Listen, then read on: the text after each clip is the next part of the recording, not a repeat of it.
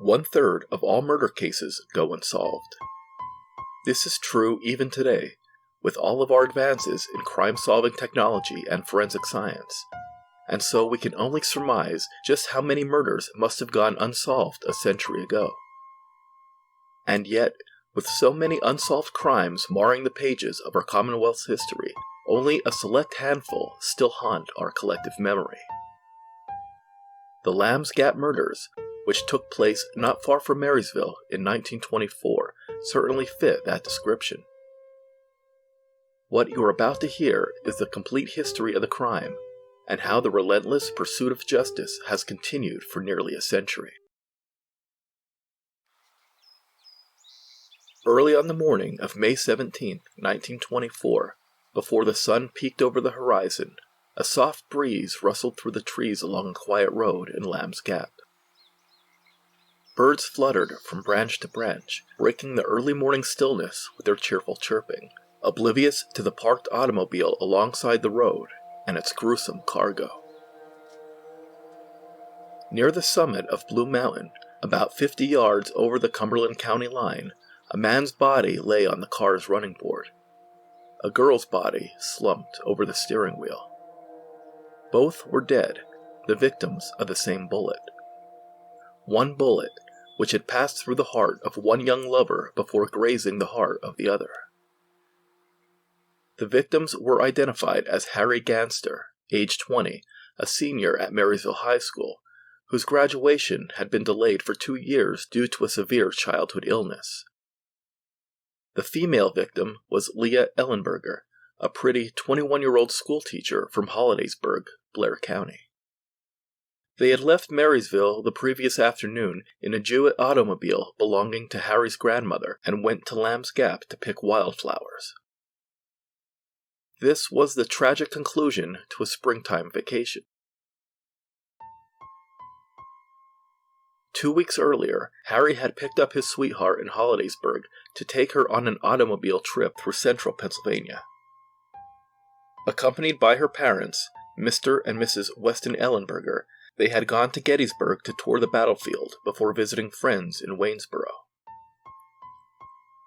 At the scene, authorities determined that Ganster's left thumb had been injured because it was neatly bandaged, probably the result of a prick from a thorn. The young lovers were apparently unaware of the danger lurking nearby in the form of an expert marksman with a high-powered rifle. Perhaps through the scope of this rifle, the killer had observed the tender care provided by the young woman to her lover as she carefully bandaged his wounded hand. And Miss Ellenberger was surely a tender woman, for she proudly wore Harry's class ring on her finger. This was the tragic scene which greeted the young man's father, Joseph Ganster, and the young woman's uncle, George Albright, shortly before sunrise in Lamb's Gap. Leah Ellenberger and her parents had been guests at her uncle's home, having arrived 2 weeks earlier from Blair County. When the young lovers failed to return home, Joseph Ganster and George Albright took to the woods for an all-night search, but nothing could prepare them for the horrific discovery they would make shortly after 4 o'clock in the morning. Leaving the bodies, Albright raced back to Marysville to spread the alarm, while the horror-stricken father remained by his son's lifeless corpse. 2 state troopers were summoned from their station at Progress, and they were met at the scene by Coroner Ambrose Peffer and County Detective Ross Trimmer. Soon the party swelled to include 17 troopers, led by Sergeant Donald Austin of the State Police. The shooting had taken place near the borderline dividing Perry and Cumberland counties. Throngs of newspaper reporters and photographers descended upon the crime scene, along with hundreds of local residents and curiosity seekers.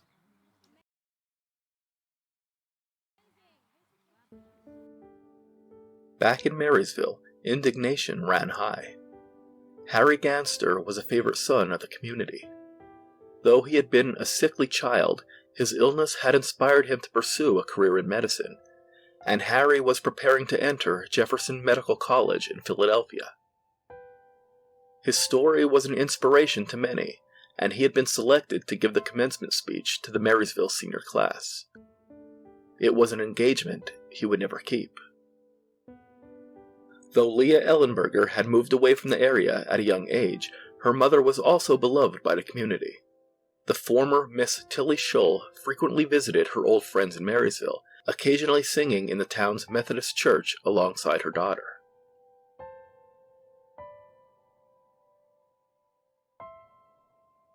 The bodies remained at the scene until noon, when Major Lynn G. Adams, head of the Pennsylvania State Police, took charge. Like many of the troopers who worked under him, Adams was certain that the killer would be caught and brought to justice. The troopers scoured the woods with a fine-tooth comb in their search for clues. Footprints, shell casings, scraps of clothing, and any other discovery that might shed some light on the horrible crime. Unfortunately, the large crowd of onlookers trampled the scene, contaminating the area with their own litter and unintentionally complicating the efforts of Major Adams and his men. The prevailing theory among law enforcement was that Ganster and Ellenberger had been killed by Moonshiners, who, since the earliest days of Prohibition, had operated illegal stills in the surrounding mountains. Revenge may have been a motive. Harry Ganster, enamored with amateur sleuthing, had reported the discovery of a still to the state police 2 years earlier. Harry, who was also an avid photographer, had taken pictures as evidence. The authorities later paid a visit to the still, only to find it abandoned. Harry Ganster's amateur sleuthing worried the Moonshiners, who once confronted him and issued a stern warning that, the next time Harry explored the woods, he would be wise to leave his camera at home. The Ganster family knew all about these threats, but neither Harry nor his father ever reported them to the police. In Harry's possession was a handwritten death threat from one of the mountain Moonshiners, but this note mysteriously disappeared after Harry's death. Did young Harry take his girlfriend to Lamb's Gap to show her the Moonshiner stills that he had discovered? Or had the excursion been nothing more than a natural desire for two young lovers to be alone? During the course of their investigation, the police recalled a remarkable incident involving Ganster and a high school assistant principal from Marysville, Albert Lee Childs. 2 years before the double homicide, Ganster and Childs had a harrowing run-in with a former pupil in nearby Bryson's Hollow. This gunfight, which came to be locally known as the Battle of Camp the Limit, occurred not far from the location where Harry would eventually lose his life. In 1922, Harry Ganster stumbled across a moonshining operation about 3 miles west of Marysville while camping out on the site of a hunting cabin known to the locals as Camp the Limit. The camping party consisted of Ganster, Childs, and Roy Hipple. Professor Childs, who had recently expelled 15-year-old Sherwood Myers from Marysville High School, had become the target of hostility from many folks in the community, and the Ganster party was followed to the cabin by the recently expelled teenager, who was accompanied by 2 of his friends. The 3 angry boys pounded on the cabin door and exclaimed that they were going to get even with Professor Childs. They began hurling rocks at the cabin and shouting profanities at the professor. Suddenly, a shot rang out as a bullet pierced the wooden door. More shots followed, splintering the rough boards on every side of the 2-story cabin. Harry Ganster grabbed his hunting rifle and returned fire, sending a bullet through the door and into the leg of Sherwood Myers. When the shooting stopped, Harry and his companions abandoned the cabin and fled into the woods to a different campsite, where they cooked supper over a fire and prepared to bed down for the evening. But then came the frightful sound of howling, and lights from a lantern soon appeared in the distance. "They're after us with bloodhounds," cried Harry to the professor. We've got to get away. The three campers ran for their lives, returning to Marysville at around 2 o'clock in the morning. The injury to Sherwood Myers was minor, and charges against Ganster were dismissed, much to the chagrin of the Myers family.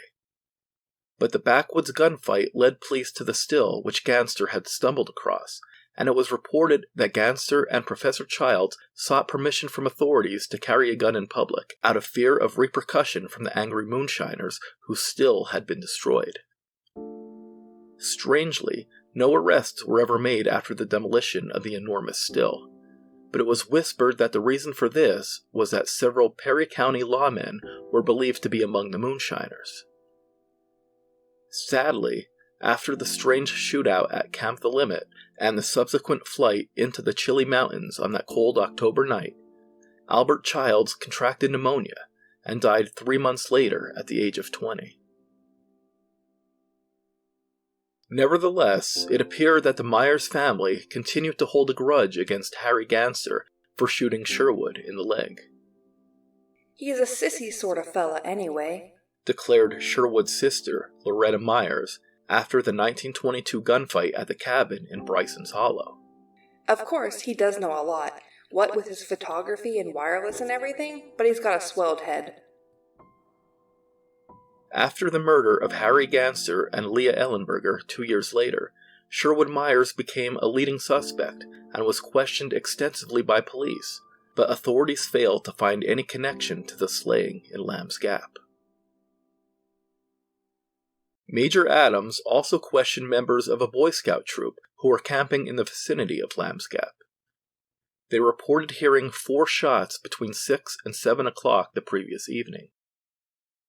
Other residents claimed to have heard only 2 or 3 shots, while still others insisted that only 1 shot was heard. It also seemed that no one could agree on the time of the shooting. Major Adams adhered to the single-shot theory, explaining later that, in his expert opinion, the victims had been surprised by their slayer. There was no evidence of a struggle, and based upon the positioning of Harry's body, it seemed obvious that the young man was just stepping into the vehicle when the fatal bullet pierced his body, and then continued to travel into the body of Miss Ellenberger. So sudden was the act that Harry's glasses remained in place even as life escaped from his body. After taking careful measurements, Adams concluded that the killer had fired the shot from a distance of approximately 100 feet. The spot where the killer stood, according to police, provided an excellent view of the victim's automobile. Through a clearing of branches, the killer had a perfect shot. Despite the meticulous efforts of lawmen, the rifle that fired the fatal bullet was never found. Also absent were the presence of any footprints near the spot where they believed the killer had stood. Authorities, however, did find the footprints of Ganster and Ellenberger on an old logging trail that led to the parked automobile. This old logging trail is now known as Idle Road. Not far behind these footprints were a second pair of prints, made by a large boot. The killer had evidently stalked his victims like prey. But why did he wait to make his move? Why had the killer permitted Harry Ganster and Leah Ellenberger to reach their vehicle? Why was there no attempt to conceal their bodies? Was the killer frightened away by the headlights of a passing motorist? And, if a motorist was driving by, why didn't he or she report the murders? Anyone who can answer these questions might be able to solve one of the most baffling cases in the annals of Pennsylvania crime.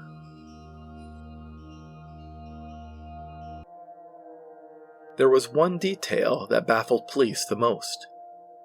Inside Harry Ganster's pocket, they discovered a hypodermic needle. Ganster was seeking a career in medicine, and that seemed to be the only possible explanation. Yet, even that explanation raised more questions than it answered. Who takes a syringe on a romantic stroll through the woods to collect wildflowers? For that matter, who takes a syringe anywhere? Ganster also had a notebook, which was found near the scene of the crime, and his notebook contained a detailed listing of the calibers of all the revolvers owned by his family. The weapon of each relative was described in great detail. The only possible explanation was that the notebook was part of the amateur sleuthing game that he liked to play in real life. Harry's notebook also contained a careful record of all his treks into the mountains. He chronicled everything he came across: wildlife, flora, and insects. He took numerous photographs of plants and flowers.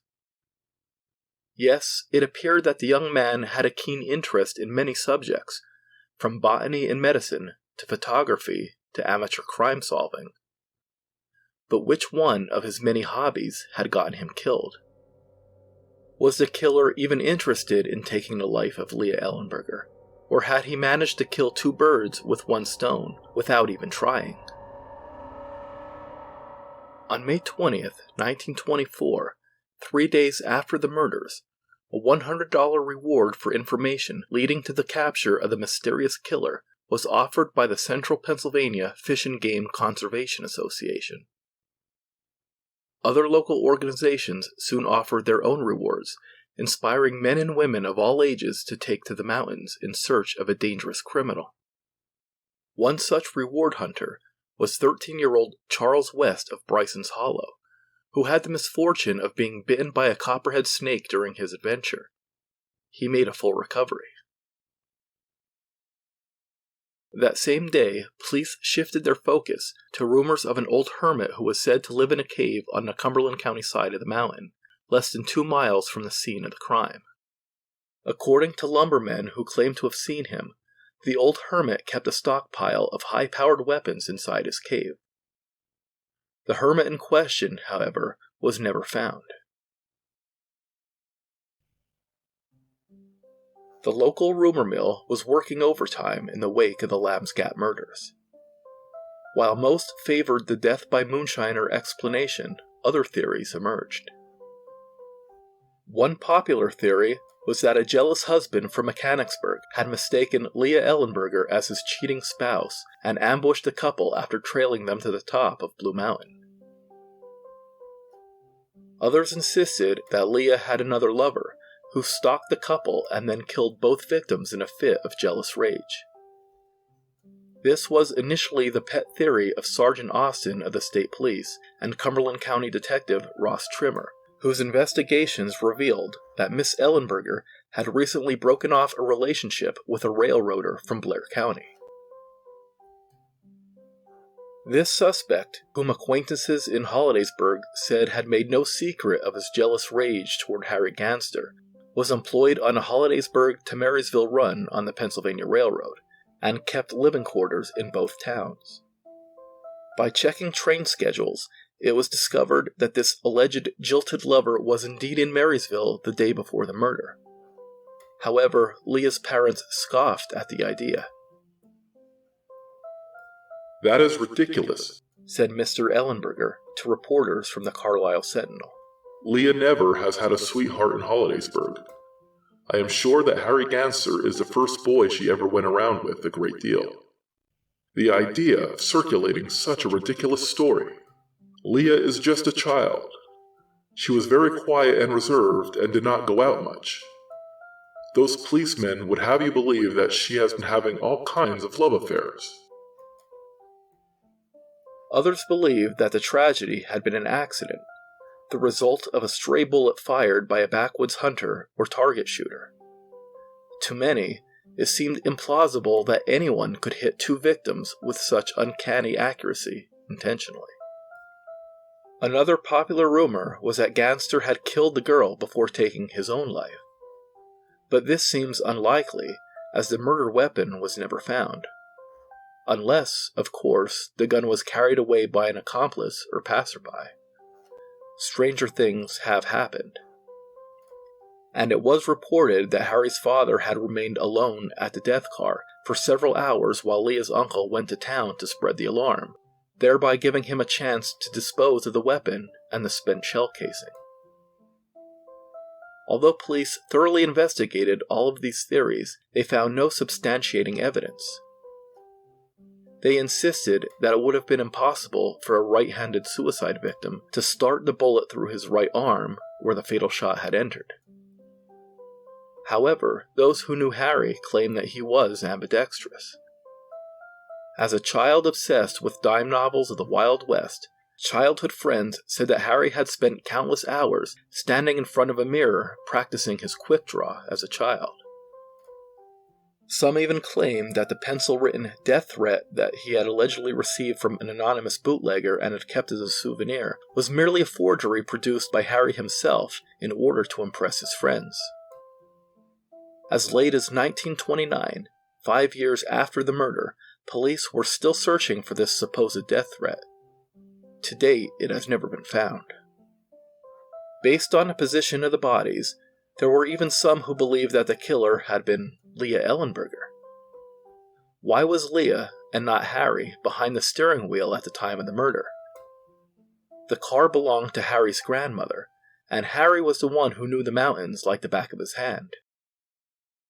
Is it possible that Harry was moving the relationship forward a little too quickly for the young woman's comfort? She was his first love, but was he really hers? The little black notebook found at the scene contained more than descriptions of flowers and the family's firearms. According to Major Lynn Adams, Ganster's notebook also contained cryptic love letters to Leah, and, perhaps strangest of all, Harry's thoughts on the controversial matter of eugenics, which he fervently supported. Had something occurred on the mountain that had scared the wits out of Leah and made her decide to flee in Harry's car? Something having to do with a syringe, perhaps? Did he try to stop her, and did she shoot him in self-defense before turning the weapon on herself? And did her uncle carry away this evidence on his way back to town? No one investigating the murders believed this to be the case, but at the same time, no one can say that it's out of the realm of possibility. Months after the crime, authorities announced that most of these wild rumors were being spread by those with known ties to the moonshining business, in an attempt to muddy the waters and stall the investigation. It was also later revealed that, in the hours following the murders, several known moonshiners had mysteriously moved their stills. Whether this decision to change their base of operations was because they had played a role in the crime, or simply because the mountains were now crawling with cops, is unknown. What is known, however, is that one notorious moonshiner of the era, Dan Smith, who died 4 months before the murders, made a habit of hiring armed sentries who were positioned at various locations along the mountain. Ironically, the leading suspect, the boy Ganster had shot in the leg in 1922, was arrested 3 months after the murders along with his father for making and selling moonshine out of their home. Cumberland County Detective Ross Trimmer, who had been helpless to prevent gawkers from trampling the crime scene, also had his own problems with alcohol. Just 2 years after the murders, while prohibition was still in full swing, Trimmer would be suspended indefinitely for public drunkenness. Detective Trimmer was also suspended after failing to reprimand one of his officers for sleeping while on duty 2 days in a row. Perhaps one reason why these murders remain unsolved is because of hapless law enforcement. Detective Trimmer had long since earned himself a reputation for ineptitude. 1 year before the murders, he made the front page of the Harrisburg Evening News after he failed to serve a warrant on one 70-year-old offender not once, not twice, but 3 times. Detective Trimmer was first chased away by the old-timer when he waved his axe at him. Trimmer returned a few days later but was scared off by an elderly woman with a gun, and a 3rd time the old man evaded capture simply by running away. If the 32-year-old detective couldn't beat a 70-year-old vagabond in a foot race, what chance did he have of catching a killer? When it comes to catching criminals, the quality of an investigation is only as good as the quality of those doing the investigating. In 1929, on the 5-year anniversary of the Lamb's Gap murders, Sergeant Donald Austin of the State Police, who was permanently assigned to the case, released a trove of information which had never been disclosed to the public. Among the leads Austin had investigated, with no success, was a report that on the day of the murders, a Ford sedan driven by a man with a teenage boy in the passenger seat was seen by witnesses near the summit of Blue Mountain on the logging trail which joins Lamb's Gap Road near the scene of the crime.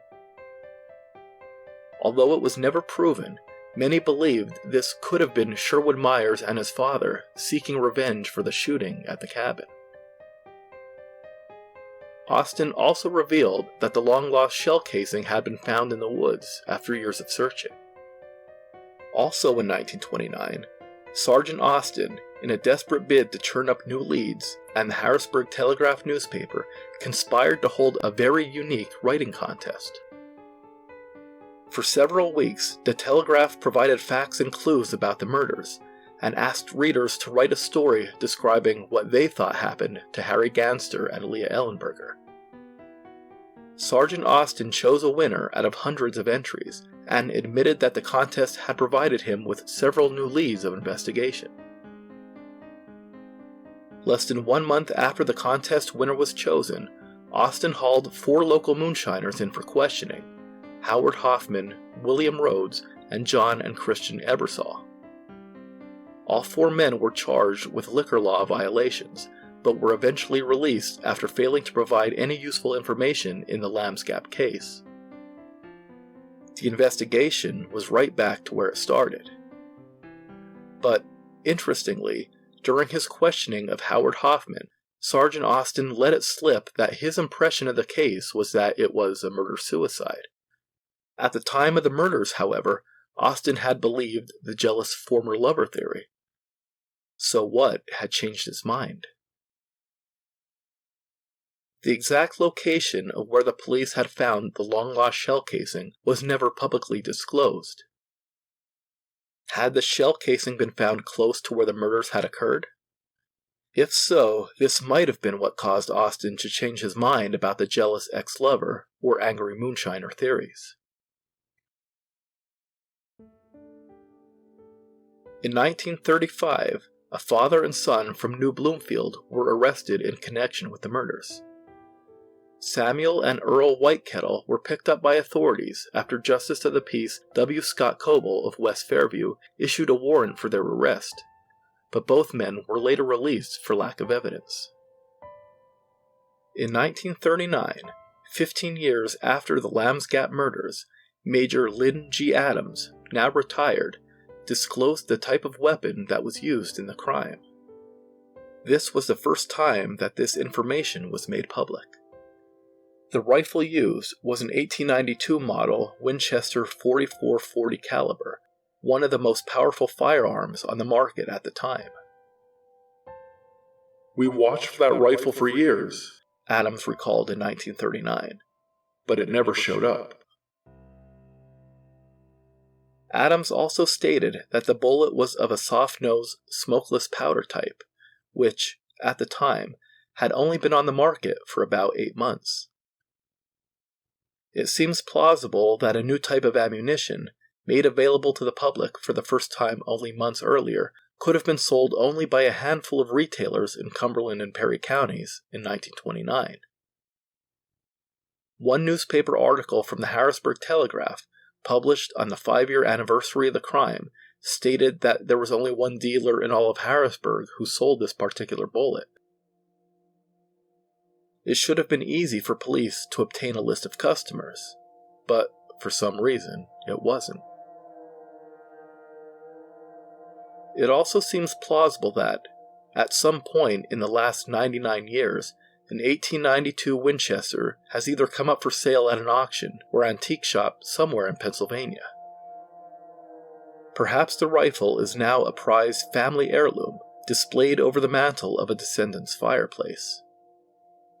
Perhaps it is gathering dust in someone's attic, or buried under the floorboards of a forgotten hunting cabin. Perhaps this very rifle has been in your family's possession for a century, faithfully keeping its bloody secret.